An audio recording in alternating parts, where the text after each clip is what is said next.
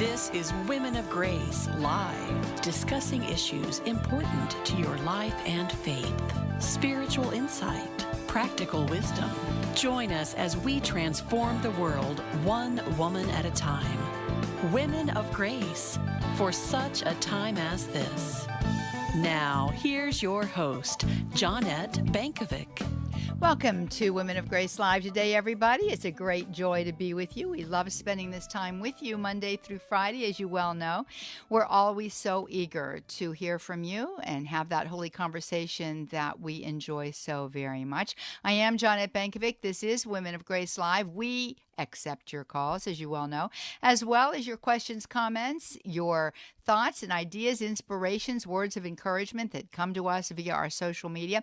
Going to give you some information now so that you can join us live today. First of all, I want to let you know Mr. Matt Gabensky is out there and he is receiving your phone calls today. So we certainly do invite you to call us. If you are in North America, your number is toll free. Yes, it is. And that makes us just absolutely giddy. 833-288 EWTN. That's 833-288-3986. That is the way that you can join us live right here by phone as we do continue to move forward in our program today. Do want to let you know that if you're outside of North America, your number is country code 1-205-271-2986. That is country code 1-205-271-2986. 5, I think it is. I got to look that one up for a minute here. I'm kind of getting a little discombobulated, so just stay with me here. And we certainly do invite you to join us through social media. The way in which you join us through social media is by going out to EWTN Radio's YouTube channel and Facebook page. So we invite you to go to EWTN's YouTube channel, Facebook page. That radio page is there for you, and you just put your questions, your comments, your insights, your inspirations there, and let us know what's going on in your world today. Well, as you can tell, I've had a very busy morning. I certainly have. I absolutely did race in here to my studio to get things started today. Just asking you to remember, all of my intentions in your prayers today. There's a lot going on personally. There's a lot going on professionally. And we continue to look for the hand of God in the midst of all things that are happening, right? And sometimes you have the opportunity to reach deeply into your spiritual life and to pull out of there all of the necessary interior resources that you need. Asking special prayers for my father. I would really appreciate that from you today. I'm excited because it's Friday, and Friday always puts us in mind of the cross. And we then can begin in a deeper way to appreciate the great gift of our salvation and all that God desires for us to experience through the merits of the cross of his Son, our Lord Jesus Christ.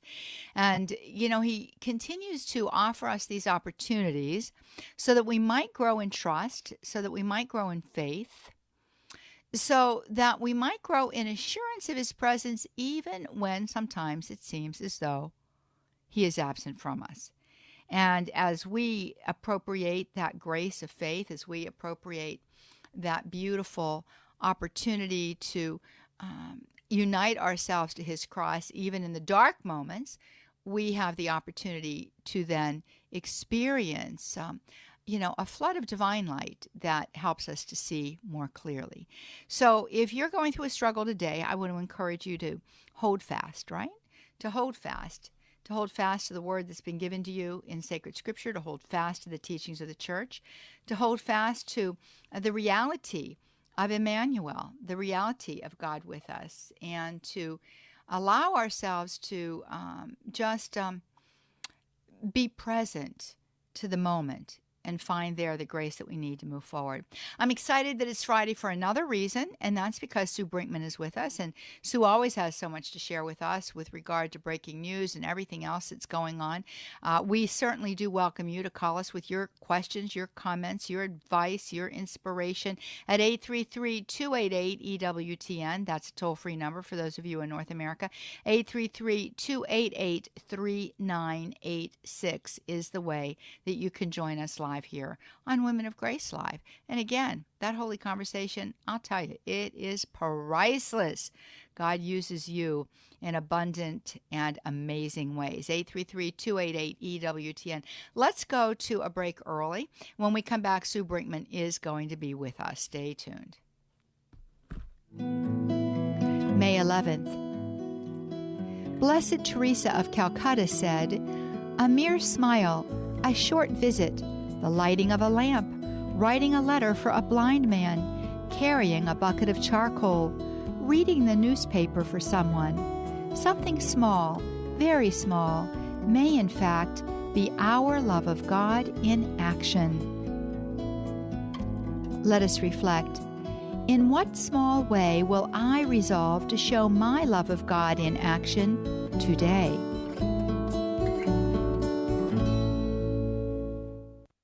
If you'd like to receive a daily Grace Line by email, go to womenofgrace.com and click on the word Grace Line. Then click on the box Receive Grace Lines. That's womenofgrace.com. Hello, everyone. I'm Johnnette Benkovic, inviting you to join me and women from around the country for a weekend of formation, fellowship, and fun at our annual Women of Grace retreat at the breathtaking Malvern Retreat House during the weekend of July 13th through 15th. Our theme is Embracing the Holy Duet, Mary and the Holy Spirit, and features fabulous speakers: Kathleen Beckman, Father Philip Scott, Jack Williams, Thomas K. Sullivan, and yours truly. The retreat includes Mass, adoration, confession, talks, reflection time, a healing service, and some special surprises. It is preceded by the Benedictine Leadership Enrichment Seminar entitled Women, God's Special Weapon Against Evil, with Kathleen Beckman, Susan Brinkman, and Father Philip. We are thrilled to offer you our very first Young Women of Grace one-day retreat on Saturday, July 14th. See you there. Visit womenofgrace.com for details or call 800-558-5452. The wisdom of Mother Angelica. You remember the time I said on the air, go to confession. And when you're done, go out and have a big ice cream soda. Celebrate. And a man wrote to me, he says, you know, I hadn't gone to confession in 30 years. Do you mind if I went and had a pizza? I said, oh, have 20 pizzas. EWTN. Live truth. Live Catholic. The Women of Grace phone lines are open. 1-833-288-EWTN. 1-833-288-3986. Welcome back, friends. You are listening to Women of Grace Live. I am Johnnette Benkovic, and we're going to give you that toll-free number so that you can use it once again. It is 833-288-EWTN. That's 833-288-3986. We love spending this time with you Monday through Saturday. Certainly do invite you to join us here. Set your alarms, set your phone, set your watch, set whatever you need to set so that you can join us here and we can have that holy conversation. Sue Brinkman is with us because it's Friday and we love having her on Fridays. She catches us up on what's happening in the news, gives us some views on the way in which we can live that abundant life in Jesus Christ, and also helps us to discern truth from falsehood as it's presented to us through the culture of the day. Good morning, Sue. How are you today?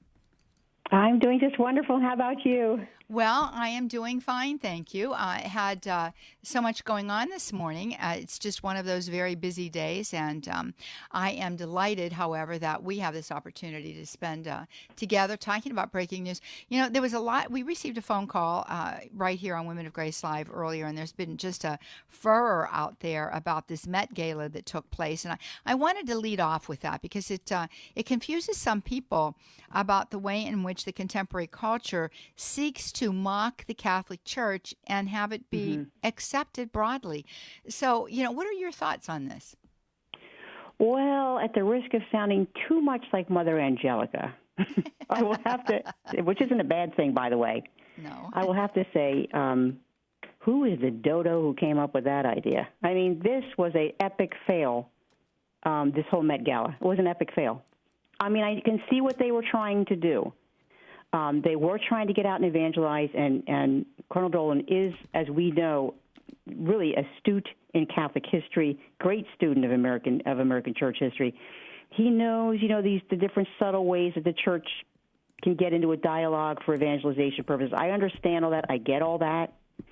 But I think somewhere along the line, somebody should have guessed that this was going to cause enormous scandal, that you're going to have stars showing up with nativity scenes and papal mitres on their heads, and really wearing things that were in very poor taste. And yes, of course, it scandalized a lot of people. They were very offended by it. But the Vatican and the Register did a really good story on it. I think the Register's, the National Catholic Register's coverage of this was probably the best that I've read anywhere, and I read a lot. What it sounds to me is that the Vatican, people are saying that the Vatican was involved. The Vatican gave 40 items to the Metropolitan Museum of Art to put on display there. And it had something to do with Catholic fashion. This is what the whole thing was all about. It was called Heavenly Bodies, Fashion in the Catholic Imagination. And they gave it to the museum. This was a big thing. Some of these things had never even left the Vatican. It was the first time they were on display. But it didn't sound to me as if they had any idea that this gala was going to go the route that it went. This is just not what they were expecting to happen. Now, what they expected, I don't know. But this was not what they expected, that people were going to show up dressed like this. And people were horrified by the things that these stars were wearing. Katy Perry and the giant angel wings, and J-Lo in very revealing outfits with crosses on them. Someone wore a gold gown with sacred hearts all over it. Another one had a gown on with an immaculate heart, with the sorrowful hearts of Mary, with the 7 swords sticking out of the heart on her chest.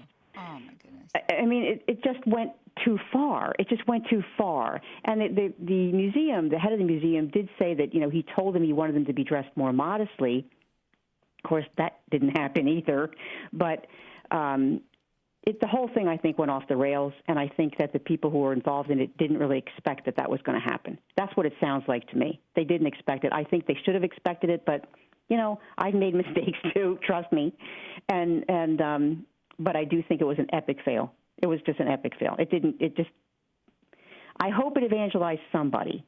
Cardinal Dolan did say that he had a lot of stars come up to him. George Clooney is the one that comes to my mind first, and talk to him about, fond memories of their past with the church. And he said that he really felt that he may have gotten to somebody. Maybe he got a lost sheep somewhere along the line because of that. And I sure hope that it did. I really do.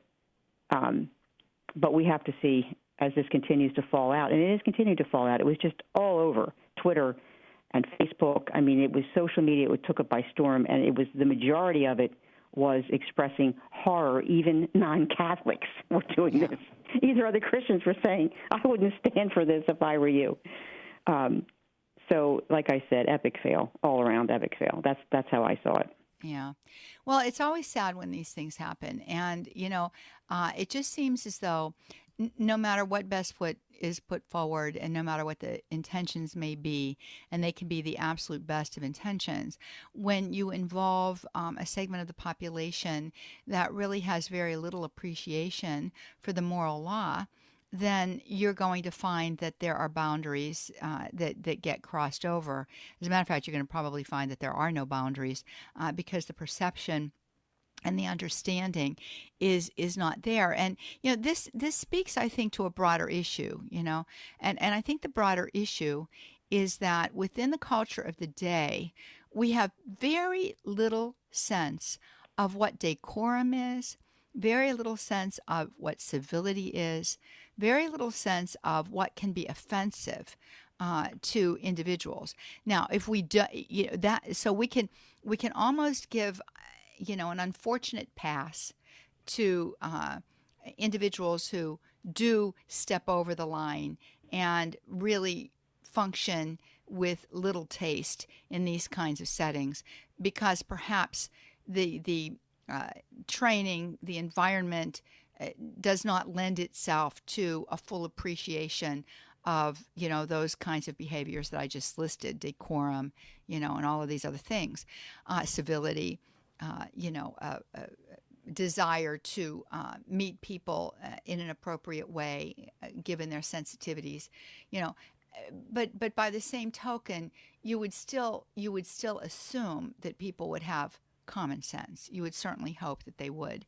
And it seems as though there are certain things that are acceptable if you're Christian, things that are acceptable if you're Catholic, in terms of lack of sensitivity and mockery and ridicule that come forward in a way towards that that reality, as opposed to what you would see if it was a Muslim gathering or a Jewish gathering. You just wouldn't see that.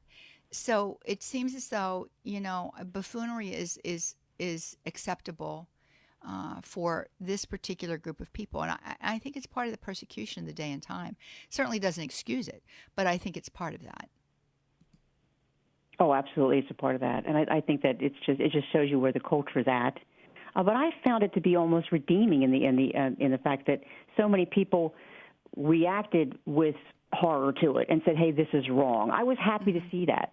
I was happy to see that people do respect our religion enough, because we are really kind of like the only religion that it's kind of safe and okay to bash is Christianity and Catholicism. We're the ones who get the brunt of it, I think, in the culture. But there were a lot of people who really did speak up in our defense who were not Catholics, who were Christians. I saw them all over social media saying that this is just plain wrong. I think they're beginning to see, hopefully they're beginning to see, that in a culture as diverse as ours, we got to learn how to respect everybody, not just those people who agree with our point of view. We've got to get beyond that. And we got to, if we really want to be live and thrive in a pluralistic society, we've got to learn how to get beyond just, being kind and nice and acceptable to people who agree with us. We have to share this planet with everybody, with a variety of views. And even, you and I in our work with the New Age, we have to deal a lot with different practices that come from other religions. And we do it in a way and are careful to do it in a way that we don't disparage other religions. We have to respect one another's beliefs and point of view. We can't expect to get respect from them if we don't respect them. It's a two-way street, and you need to do that. We're not saying embrace those ideas, but you do need to respect where they're coming from. Well, and we all deserve that. I think that that's the issue.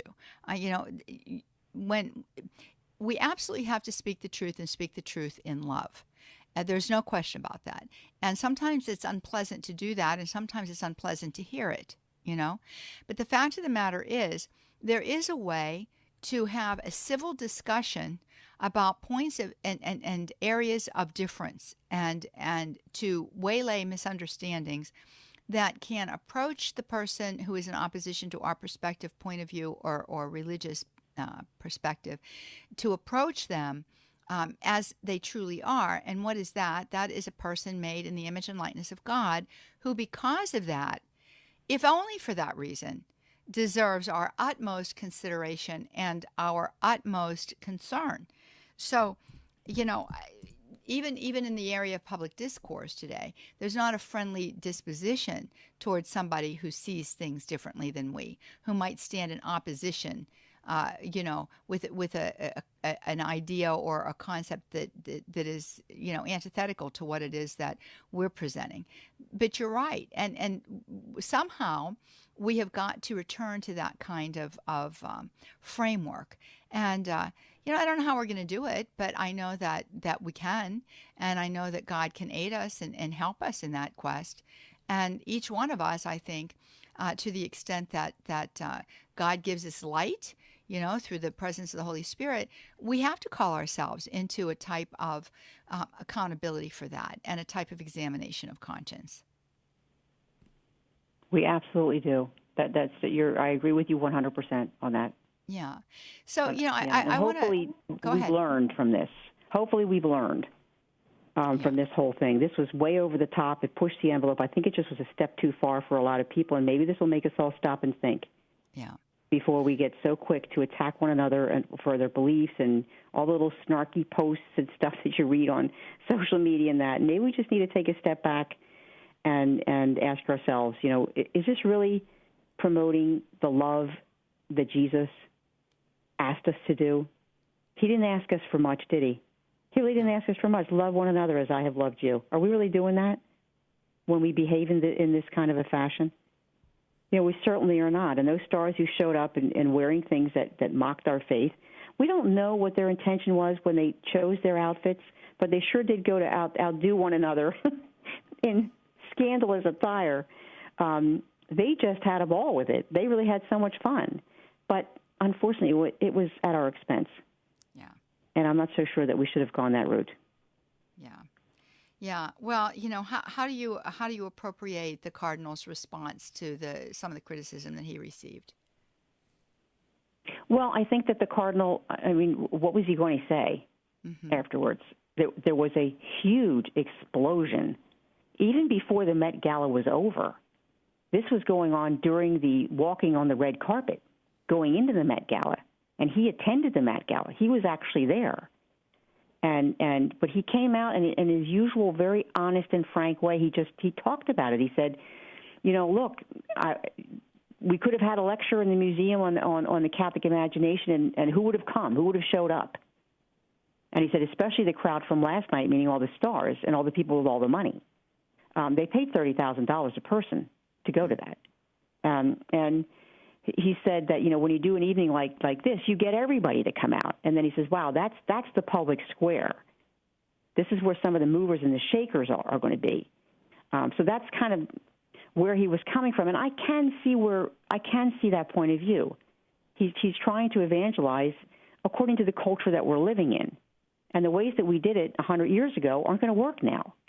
Right. And we do have to come up with new ways. I'm just not so sure that this was the way. I think he did the best job that he could in answer to your question. I think he did the best job that he could to answer for what happened. But I think that he's probably doing a lot of second thoughts. I think he's looking over what happened to himself, in his own private quarters, and he's wondering about it. So, but so far, I think he's been good in his response. Like I said, he's been very frank and very sincere and honest. This is just telling us this is why it happened the way it did. And did some people show up in poor taste? Yes, they did. But I guess he didn't really have control over that. Of course, as I said earlier, my whole beef is that somebody should have thought of this. It's not that hard to figure out what Katy Perry's going to do with that kind of a theme. She's in lawsuits with nuns, and come on. These people aren't exactly known for their great love for Catholicism, so I just think somebody should have thought about that. You've got you've got another headline out there on breaking news I want to talk about a little bit too, and in a certain way it plays well with what we've been discussing here. We're talking about the kind of mockery that was made with regard to the religion at this Met Gala. But then you've got an article out here that talks about, anti-religious bigotry by one of the top insurance companies in the United States of America, possibly the world, the Prudential, which, I have experience with that company, as a matter of fact. So why don't you share with us about this and what that hoopla is all about?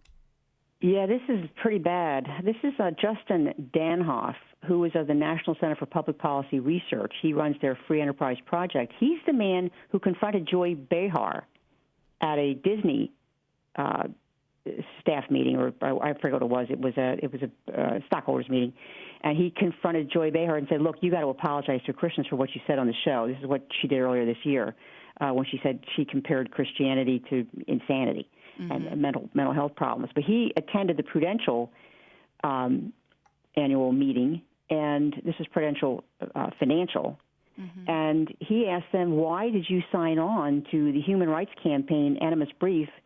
I think I'm saying that word wrong. But the brief in the case for Jack Phillips, the Colorado-based Masterpiece Cake Shop, where the Human Rights Campaign is saying that that Jack Phillips actually should not be allowed to do what he's doing, and that's to use his business and his artistry. They're saying to discriminate against homosexuals. And Danhoff just stood up in that meeting and asked Prudential Financial's John Stranchfeld, who is their CEO, and he said, you're one of the top donors to the Human Rights Campaign. Human Rights Campaign is a leading opponent of religious liberty. They threaten and organize boycotts when states seek to enact laws protecting people's right to act according to their faith, to use bathrooms of their, in privacy that matches their DNA, and he said to him, what's Prudential's interest in those activities? Why are you doing that? They dictate, HRC dictates corporate philanthropy away from conservative Christian organizations. They use their funds, actually, to try and root out Christianity and oppose religious liberty. Why are they getting in line with these people? Why are they signing on to that brief? And I hate to say this, but they were one of 37 companies who signed it. And that amicus brief, which supports forcing Christians now to participate in activities that violate their conscience, that's what that brief was saying. That was signed by Amazon, American Airlines, Estee Lauder, Cisco, Intel, Uber, Yelp. And that's just some of them. Yeah. I mean, what is this about with these companies? And as Danhoff says, we need to do a much better job, conservative and religious Americans, we've got to do a better job of holding corporate America accountable for this kind of stuff. They're getting in there. They're aligning themselves with left-leaning groups. And these people, that's where all the money is, Johnnette. I know. He said there's a lot of money that they can put into lobbying and that kind of stuff, and they're going against religious liberty in the United States. This is what I see to be so terrible about this whole thing. But I have to take my hat off to Danhoff because he just stands up and gives him an earful in front of the whole room and says to him, what is this? How is this gaining your business? He says, can you explain how this helps your company's bottom line? And why should investors in Prudential give their money to you if you're using and you're funding anti-religious bigotry and opposing freedom of speech? Why should anybody give you their money? And Stransfeld, comes out with this thing. Well, he claimed the company's philanthropy is principled and consistent with the company's values. And Dale says, well, what values are you talking about? Prudential Financial, it says, you're one of the most liberal corporations, has one of the lowest possible ratings from conservative corporate rating groups. So, what exactly is their principal position? And maybe they should get that out there to people so that we know what is their principal position. Because he said they might just be surprised, such as how they match gifts to Planned Parenthood. They support Pro-Abortion Girls, Inc. They're supporter of Center for American Progress, a far-left liberal think tank. They're about as far left as you can get before falling off the planet. They signed onto the brief in support of same-sex marriage in a Obergefell and Hodges case in 2015. So, I mean, it was eye-opening to me as I was doing this coverage. I thought, whoa, I didn't realize it was quite this bad. Well, the thing of it is, Sue, well, and I think that this is something that we really want to underscore, and I want to give these numbers again, 833-288-EWTN, that's 833-288-3986. That is the way that you can join us right here on Women of Grace Live. We've got callers. We're going to get to you following the break. We're coming up to the break here in just about 2 minutes, so don't want to go to the phone lines yet because we won't be able to get into any kind of detailed discussion with you. So hang tight, and we'll be back with you after the break. But, so here is one of the things I do want to mention. Fact of the matter is we do have a responsibility, and our responsibility is to look at those corporations with whom we do business. Now, I want to say this as well. It is becoming increasingly more difficult to find corporations that we can patronize that is not involved in these things. And there's always a moral component here that we have to consider. That being said, we've got to do our due diligence. We're going to go to that break. We're going to come right back. We're going to the phone lines. Stay with us.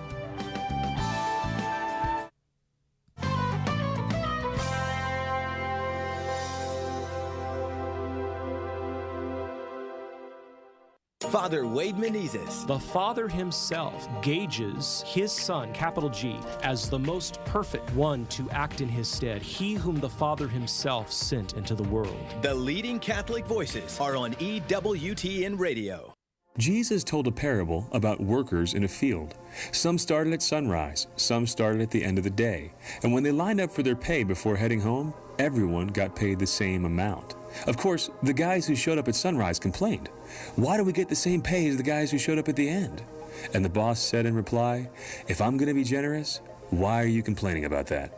We love justice. We love our pay. We love to demand our pound of flesh if someone's wronged us.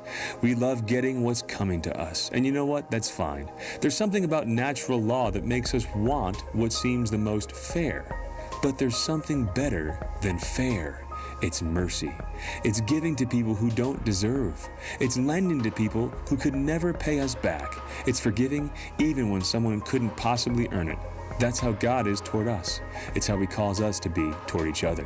This is Chris Stefanik from RealLifeCatholic.com on EWTN Radio.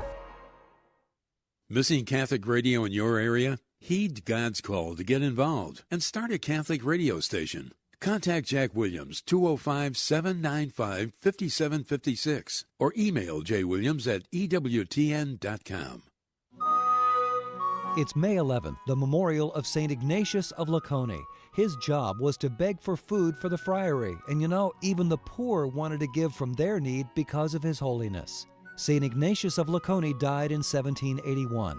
Also, St. Francis of Girolamo died on this day in 1716. Francis was a very effective Jesuit preacher who took the Word of God to where the sinners were, like prisons, galleys, and brothels. Many were converted because of him. I'm Brian Patrick for Gloria Purvis, Monsignor Charles Pope, and our Morning Glory team. Join us for Morning Glory Monday on the EWTN Global Catholic Radio Network. Now back to Women of Grace with Johnnette Benkovic. Transforming the world one woman at a time. Let's return to Women of Grace with Johnnette Benkovic. Welcome back, friends. You are listening to Women of Grace Live. I am Johnnette Benkovic. I'm thrilled to be with you. I can't even tell you how much. It's just always a grace for me to have this opportunity to talk with you, and I certainly do hope that it's the same for you. Pick up the phone. Give us a call here, 833-288-EWTN. That's 833-288-3986. Want to let you know we're available for you out there on EWTN Radio's YouTube channel and Facebook page. We're up for you there. I'm waving to you, saying hello and good morning. You certainly can leave your questions, comments, insights, inspirations, words of encouragement there in the chat area. Click, your enter button, and boom, it goes off through cyberspace and ends up on my board, all with the help and the assistance of Jeff Burson. Be sure to say hello to Matt Gabensky when you call in. And Sue, let's go to the phone lines. We've got Connie waiting for us. She is out there in Lafayette, Louisiana, listening to us via Christ Our King Radio. Good morning, Connie. How are you? Hi, how are you? I'm dandy, dear. What's going on in your life? Okay, so I have a personal question. So I'm considering having a CO2 fractional laser procedure for my face for sun damage and a couple of other options. But I would receive benefit from my wrinkles and tightness. And am I doing this in vain? How do I, choose between, how do I go through this? Okay. Well, that's a good question, Connie. Sue, do you want to respond, and then I'll respond? Yes. Okay, I'll listen. Go ahead. The Vatican did issue a document. This was back, I believe, in 2015, and it was a working document for the plenary assemblies on women's cultures, and they actually expressed a very negative view of elective plastic surgery for women, but they were talking there about facelifts and things like tummy tucks, and they said this about it, which I found to be very interesting, that it's a form of aggression that threatens female identity. And it suggests that we go through a lot of this surgery because of the stress that women feel about their bodies, which is being, of course, put on us by our culture. And they say it sometimes results in pathologies such as eating disorders, depression, dysmorphic disorders, and that kind of thing. So they're saying that you shouldn't really be engaging in any of these things. As far as whether or not that's a sin, that is something you have to take up with your priest, because only you and he can work that out, because you know the intentions of your heart. But if it's not for a medical reason, then you need to ask the questions, Connie, that quite frankly you're asking. You're asking all the right questions. You really are. Is this okay to do? And it's something that, as you... Go ahead, Johnnette. No, I was just going to say, I think that morally, what the church talks about, and I think, I've spoken to moral theologians about this as well, because this is not an uncommon question. And I think that you are doing the right thing, Connie, as Sue points out, in asking these questions. But you talk about the fact that, it's not surgery, it's a procedure here. And you're talking about like a laser kind of a thing that basically takes off the top layer of skin and tightens the face. But at the same time, in removing that top layer of skin, you said other things too. There are sometimes precancerous conditions, and there are some types of skin cancers that can be mitigated or lessened or resolved by that kind of a procedure. So Sue directs you in the right way, and you've got to look at your motivations. Why are you doing this? And is there a reason for it outside of, well, I'm going to look really nice, And even in that, I think that when I've spoken with moral theologians about this question, what they've also said is that, the church doesn't have a formal teaching on it. So if you look in the catechism with regard to tattoos, for example, the church does not teach against tattoos. It teaches against the putting on of tattoos to an extreme, where it becomes some kind of a defacing kind of a situation. But lots of guys get a tattoo and have for years. In the service, the question is that morally reprehensible? Well, the Catechism says no. It's only excessive use. And it's the same thing with those kinds of procedures, I think. Excessive use can become a problem where we're striving for some kind of,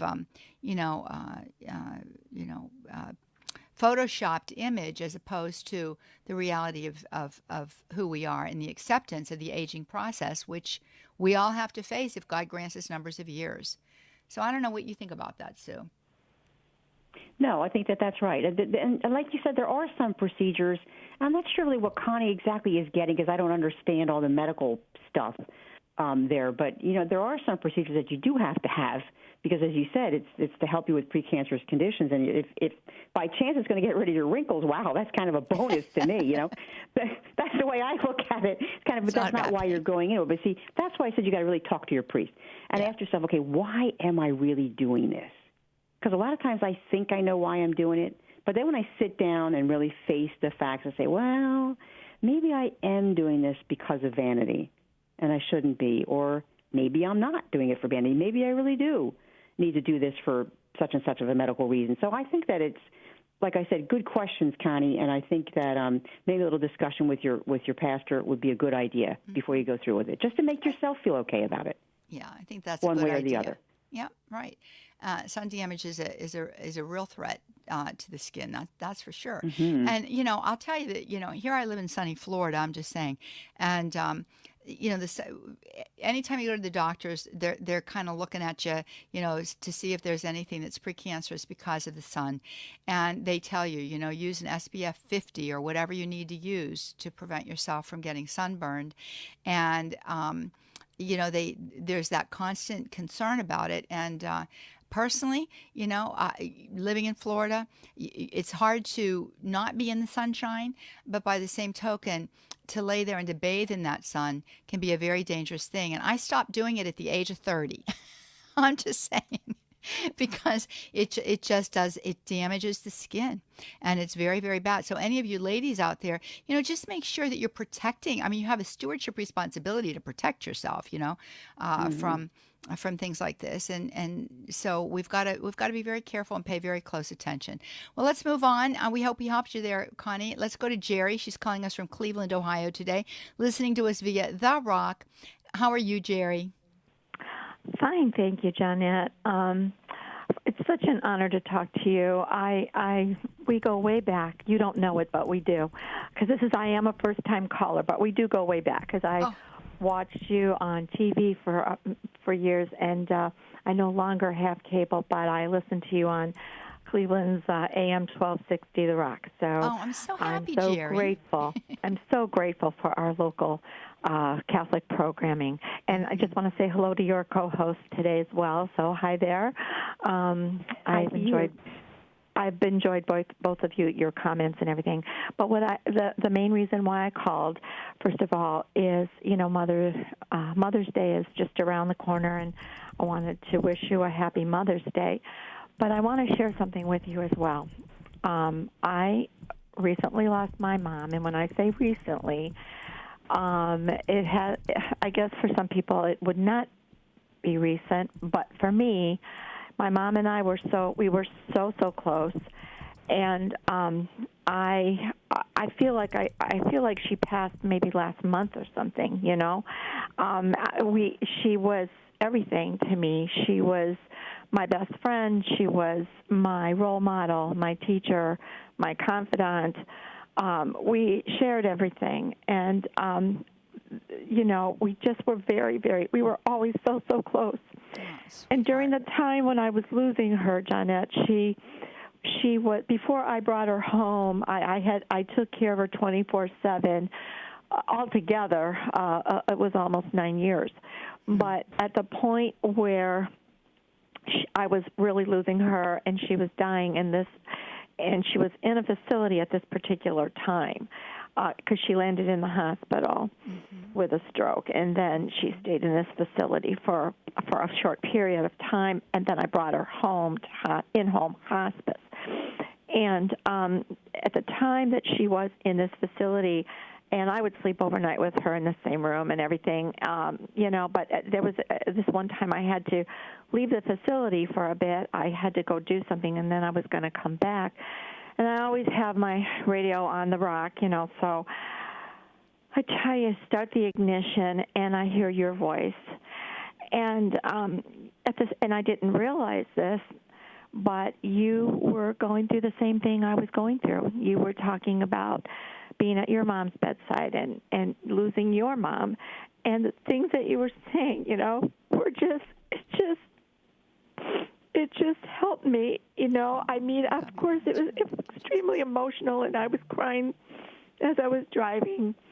But it was like I was sharing this moment with you, and I felt like I was drawing strength from you and from what you were also going with. And I kept you and your mom and your family in my prayers during that time as well. And, I felt like I, wasn't going through this alone. And so here I am now, 2018, and I put the rock on the radio, and I thought I was going to do a stack of bills, and I hear your voice, and it's almost Mother's Day, and I'm like, I think it's about time I said hello to Johnnette. And just told you, what that all meant to me, because it just meant so much to have your voice on the radio and your thoughts. And you are a remarkable woman, and the things that you were going through, it's like I felt like we were holding hands, like going down this road together. Jerry. So I'm so glad I was able to get through today. Well, me too, sweetheart. And here's the thing. God is so good, and He is so providential, and He brings to us exactly the graces and the blessings that we need at every given moment. And you experienced that. I think that was a singular grace, that we had that opportunity together, though I didn't know it. Maybe in the spirit, there was something that was going on interiorly, and I was not aware of it. But He never, ever lets us sojourn through dark moments, through difficult moments, through trying moments alone. He always sends to us Simons of Cyrene that help us carry that cross. And sometimes they come by way of Catholic radio, and sometimes they come by way of Catholic television, and sometimes they come by way of family and friends who hover around us and give of themselves. And I say that the greatest gift that anyone can give someone who is grieving is the gift of their presence. It isn't what they say. It's the fact that they're there. And the fact that we can be there through the airwaves, Jerry, is just one of, I think, God's most profound blessings for us at this moment in the history of man. We all need each other, sweetheart. We all do. And what a great privilege and honor it is for me to know that God used this broadcast and used Catholic radio to be that for you in a crucial moment like you experienced. And Mother's Day is coming up, and these are always poignant moments for all kinds of reasons. And, you know, I know that your mother, I'm certain, is interceding for you, whether she be in purgatory or heaven. And her abundant love for you never dies. And that's one of the things that I've learned about death. It takes away the body, but it certainly doesn't take away the soul. And it certainly doesn't take away love. Love can even grow after the death of an individual. So God bless you in this time, and thank you for your sharing, and keep listening, and may God bless you on this Mother's Day in a very special way, a kiss from heaven for you in some particular manner that you will well know and well understand. Thank you, Jerry, for your call today. And friends, we do want to remind you, you know, that this whole beautiful reality of our faith, explained to us, helping us to benefit by it in any number of ways, is what television and radio here at EWTN is all about. I want to remind you about Father Spitzer's Universe, one of the premier shows on the network where we gain such insight and such inspiration that can be a source of consolation to us and a source of helping us to grow in our life in Christ Jesus. It's tonight at 8 p.m. Eastern Time, so I want to invite you to watch Father Spitzer's Universe tonight at 8 p.m. Eastern Time, as well as the EWTN Radio Classics chock full of fabulous teachings brought to you by so many wonderful, wonderful individuals, including Mother Angelica and others that are very erudite in the life of faith and in our spiritual walk. So that is tonight at 8 p.m. Eastern Time, Father Spitzer's Universe, EWTN Radio Classics out there for you. Check it out on your, on your smart device there. Be sure you download the EWTN radio app, and you can get all of those good podcasts right there, and in so many other ways as well. Back to the phone line, Sue. Let's go to Melissa. She's calling us from Boise, Idaho today. And welcome, Melissa, listening to us via your EWTN app. How's it going? Yes. Good morning, Johnnette. Good morning. Can you hear me? Oh, yes, good I can morning. hear you. We hear you just fine. Oh, good. Oh, good. I wanted to share, first, that was a beautiful story, the Mother's Day story. I just was like, oh, that was beautiful, that caller shared. I wanted to share, it had to do with the Met Gala that you were just talking about, and with Sue Brinkman, too. I would encourage everyone listening to watch Raymond Arroyo. Arroyo? Arroyo, The World Over. Mm-hmm. Yeah.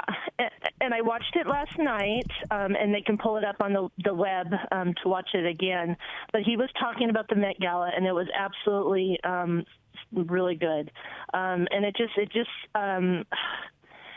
pained my heart so much, and it was very disturbing on what went on that the Hollywood people did. And he used Raymond Arroyo used a quote, and I'm paraphrasing. I couldn't find it for word, but he said, and it has to do with the Vatican loaning the vestments, that are so deep and so close to our heart, the Catholic Church, of the Vatican loaning the vestments to the Hollywood stars. He said, Fulton Sheen has a quote that says, when the church lays it down, the world will pick it up.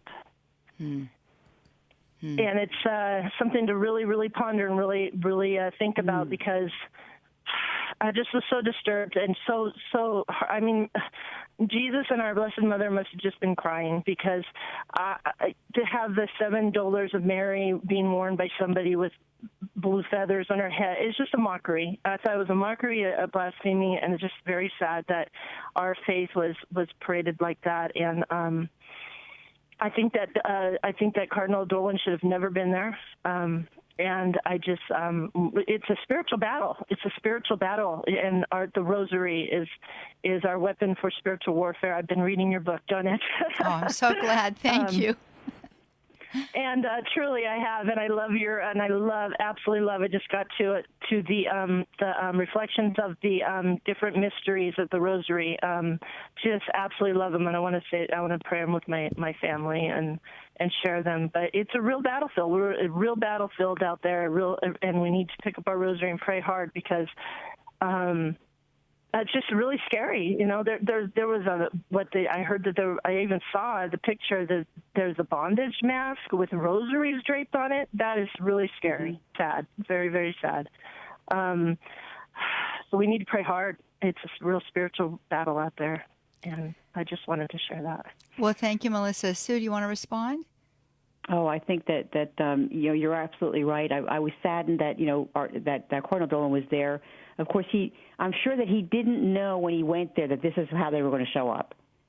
I'm sure that he didn't, and he did try to do his best to explain why he was there. But I do agree with you 100%. As I said earlier in the show, I just think it was a big mistake. It was a miscalculation. It didn't work right, and I think that the people took this theme. It was supposed to be about fashion, Catholicism and fashion, which I frankly don't quite get that in the first place. I don't know about you, Johnnette, but what exactly do they mean by Catholic fashion? Are we talking about papal robes, or like what are we talking about there? That's a good question. Catholicism, and I don't really get that. Are they talking about the robes of the priests and the nuns? What are they talking about? We don't look at what we do as being a fashion. Our robes are meant, and everything that we use is meant to give glory and praise to God, and it's to honor God. It has nothing to do with our bodies and fashion. So I guess I'm really not sure what that whole theme is really all about. So I'm not surprised that people showed up with nativity scenes on their heads, and wearing these fake halos and stuff. I'm not surprised at all that they did that. I think somebody, as I said, should have guessed that was going to happen. Well, I mean, what is Catholic fashion? I think that's a really good question to ask. I mean, there is not a garb that is typical to the Catholic, as it is for Mennonites, for example, or the Amish. They dress in a certain fashion, in a certain way. You know who they are by what they wear, right? And that is not applicable to the faith. The only fashion that we do have, if you want to call it that, I wouldn't even call it that. The only special, wardrobing would be the vestments. And so anything else would be, and of course, the habits of religious. So it left the field wide open. And, as one comment that we have here is that, it wasn't when they talked about heavenly bodies, they weren't referring to the bodies that God's given to us, right? It's not angelic beings. They were promoting something other than that. And it is troubling and it is upsetting. And I think that the discussion is going to go long and hard. And I like the fact, Sue, that Melissa puts this into the context of spiritual battle. Because, it used to be, there was a time when these things weren't so visible. But now, the hubris of the evil one and his minions places them on center stage. And we all stand around. And when I say we all, I'm talking about the culture. And we all applaud it and laugh at it and in a certain sense, raise it up.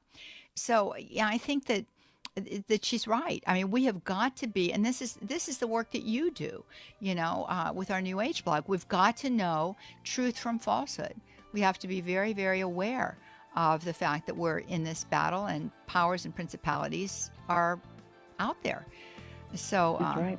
Yeah. Well, Sue, thank you so very much for being with us today. Friends, we want to thank you for being with us. Sue's going to be back with us next Friday, too. Woohoo! As we continue to move forward in this moment.